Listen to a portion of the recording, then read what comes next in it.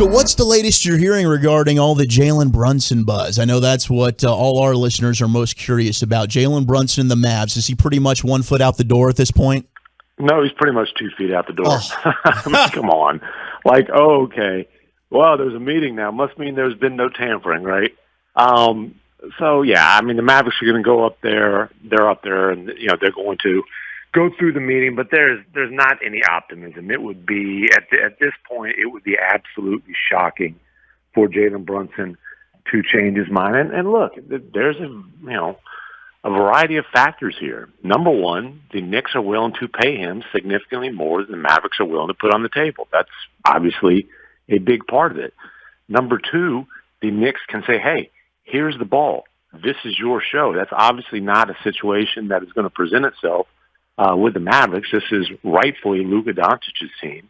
And it's not that Brunson, was unhappy playing with Luka. Those guys have a good relationship. Brunson, I think you have to give him credit for the way that he adapted his game to become a really good fit. But I don't think you can blame a guy for having ambition in his career and feeling like he is capable of more. And honestly, when Luka missed those few playoff games, and he goes for 41, he goes for 31 in playoff victories, I think that planted some seeds in him where he said, hey, I am capable of being the primary guy on a good team. And then obviously you've got the family ties. He's known Leon Rose his whole life. Leon was his dad, Rick Brunson's agent. Rick was his first client, as a matter of fact. Negotiated Jalen's rookie contract before he became the president of the Knicks. Rick Brunson's now on that staff. It'll be the third time that he's been on Tom Thibodeau's staff. I mean, there's just a lot of really deep family ties there. So I think you throw all those three things together, the Mavericks would have had to outbid the Knicks to keep Jalen Brunson. And where the numbers went, the Mavericks were not willing to go. Tim MacMahon, ESPN, covers the Mavericks with us here. Shan and RJ, 105.3 The Fan. Now, what do you make of this new team with Miami getting involved here? Is this just keeping the league off of the Knicks and Brunson's camp for the tampering stuff, or could they potentially be working out a 3-team deal here where everybody benefits? What are your thoughts there? Yeah, I really don't know what to make of Miami. I'll say that Pat Riley kind of has a policy. If they have no cap space, so I don't know exactly. Even if Brunson somehow said, "Hey, I want to go to Miami," I don't see how that would work regardless. But Pat Riley has a policy basis that, hey, if really good players want to meet with us, we're happy to have the meetings because this is a guy who's going to be 26 when next season starts. He's got a long time left in the NBA. You never know what might happen down the road. But again, anything but Brunson going to the Knicks at this point would be absolutely shocking. And, if you'd asked me a few weeks ago, I'd have told you I think Brunson's coming back to Dallas. The Mavericks at that point had a lot of confidence. What exactly happened to change the tides there? Maybe he'll tell us at some point, maybe he won't. But it's definitely money, role, family ties as the primary factors. Is there a sign and trade opportunity here, or are the Knicks pretty much done with that? Well, I think there can be a sign and trade possibility. Unfortunately, the Knicks don't need, unfortunately for the Mavericks, the Knicks don't need any help creating the space. Detroit really did them a huge favor by taking both Burks, Alec Burks and Nerlens Noel, really for not much, for some second-round compensation and cash. And so they don't need help creating, at this point, honestly, it'd be the Knicks doing the Mavericks a favor, basically saying, okay, hey, we can make this a 3-team deal with Detroit, and you'll get a big trade exception out of it. Tim MacMahon with us here on 105.3 The Fan. You mentioned even a couple weeks ago, you thought Brunson coming back to Dallas would be the deal. I think all of us felt that way. Do you think the Mavs maybe misjudged this market for Jalen Brunson? I mean, I think if you look back over the course of the season, there's no question that they misjudged it. I mean, hindsight being 20/20, they made a massive mistake not putting that extension on the table before the season started. They could have had him 4 years, $56 million, just like they have Dorian Finney-Smith now, and he would be not just on the Mavericks roster, but one of the most attractive trade chips in the league. And, Rick Brunson, during the series against the Jazz, told me that they went to the Mavericks in January and said, hey, you put it on the table now, we'll sign it.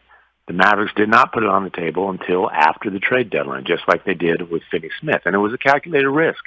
The Mavericks thought, hey, just in case a trade for a star comes up, we can't be handcuffed to these guys. You sign them to an extension. You can't trade them again before the deadline. They did not want to be handcuffed to them because they knew if a star becomes available, those are the two guys that the conversations would start with. Obviously, a star didn't become available. And the Mavericks at the time, they looked around and said, there's not a lot of cap space in the league. The teams that have cap space are rebuilding. A lot of them have invested in young guards. They didn't think there'd be much for Brunson there. And then honestly, I think they looked at the Knicks and were like, how are they going to create that much cap space? Well, the Knicks found ways. And so here they are. But, even going in the summer, the Mavericks felt, they felt, quote, more than Fred VanVleet money, so like 5 years, 110 right in there. They felt like that was going to be enough to get it done. He might get that much over 4 years from the Knicks. So what is realistic now from a Mavs standpoint on what could actually unfold for this team in the coming days? Are they looking to make trades? Are they looking to sign some people? Are they actually interested in the Gary Paytons? I've heard maybe trading for a Matisse Thybulle, going for more of a defensive type of wing. Is that kind of where we're at here? Well, and honestly, that the Brunson thing doesn't change any of that. Like those are, they were having conversations about Thybulle before.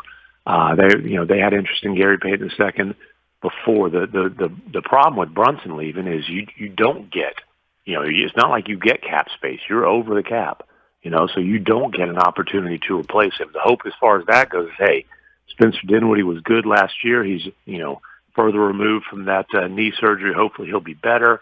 Getting Tim Hardaway Jr. back, hopefully replacing some of the scoring. But, they need to figure out other ways to upgrade the roster. Gary Payton II is definitely on that list. And I do think he could take some of the minutes that Brunson played.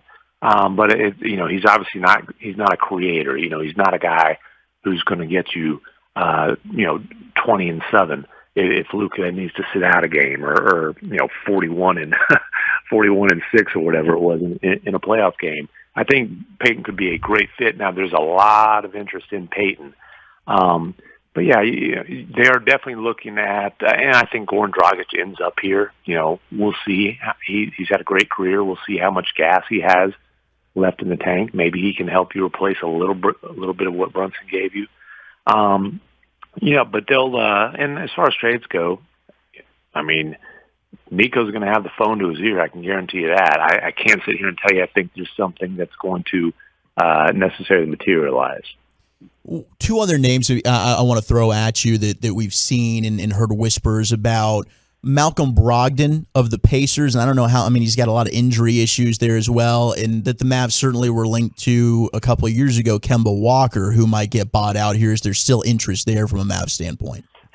Yeah, to me, I would be surprised on Kemba, simply because if they're going to do Goran Dragic, and again, I think they are you can connect the dots pretty easily there. The Luka relationship, the Bill Duffy relationship is and all that. Just to have if you can have Dragic, you can't have Kemba too. Like those, right. You can only have so many guys who or that veteran backup point guard who doesn't have a lot left in the tank on your roster. Brogdon is very interesting. So Brogdon, when he went to Indiana, his representation really wanted the Mavericks to put an offer on the table. They were scared by his medicals. They were scared by, and it's the same reason Brogdon slipped into the second round. He had a very serious foot surgery, and then that's kind of, obviously been something that scared teams throughout his career. But the other thing with Brogdon, I do think you can make an argument that he could be a very good fit on this roster. I think it's difficult, though, to present to put together a trade proposal that makes sense for the Pacers. If the Pacers are looking probably for a pick and, to get off the contract, an expiring salary. I just, it's hard for me to see a fit there.